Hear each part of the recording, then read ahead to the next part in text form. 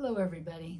Just want to thank you so much for all the help, prayers, and financial support that you're giving to us for our maternity department, which means mothers and babies, and means sisters and aunties and grandmothers and daughters.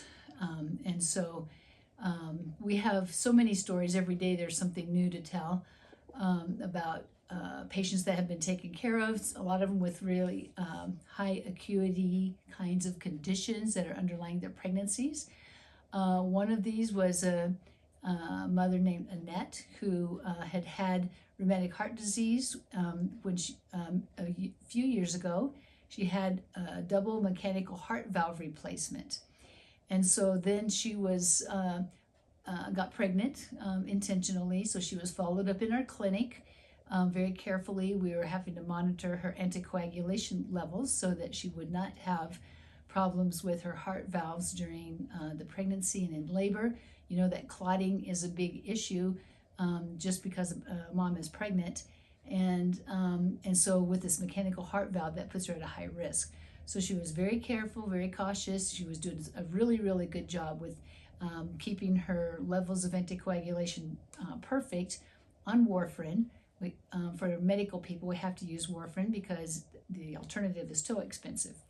So we had her delivery all planned, and she was to come in on a Friday night, or on a Friday, and when we were going to transition her to a safer anticoagulant for delivery. But she came in and she happened to be in very robust labor. She was already 8 centimeters dilated when she showed up, and she had a breech baby. This was her first baby, and we felt like we needed to go ahead and do an emergency cesarean section for the sake of the baby. But we did give her some vitamin K. We went back to the operating room with her being pretty much fully anticoagulated. And I was just praying the whole time that she didn't bleed, that she didn't have any hemorrhage intraoperatively or during the surgery, or that she wouldn't have any bleeding postpartum. And praise the Lord, she didn't. She actually recovered very well. We were able to get her back on anticoagulation after the pregnancy, which she'll stay on for her life. And so she went home with a very healthy baby. And so that's just one of many of our stories of moms that we've taken care of.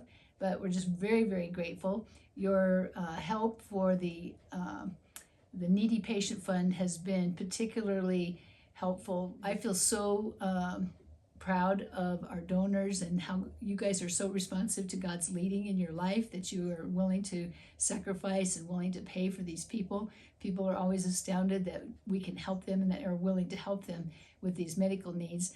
And so by us being able to take care of this medical need for them, it really keeps their lives running a lot of the time. So we're just so grateful and so thankful. It just gives me joy, and I've received so many thank yous from even hospital staff and even our social workers that are so glad to be able to offer this kind of assistance to our patients. So just thank you. Have a wonderful Thanksgiving, and we love you.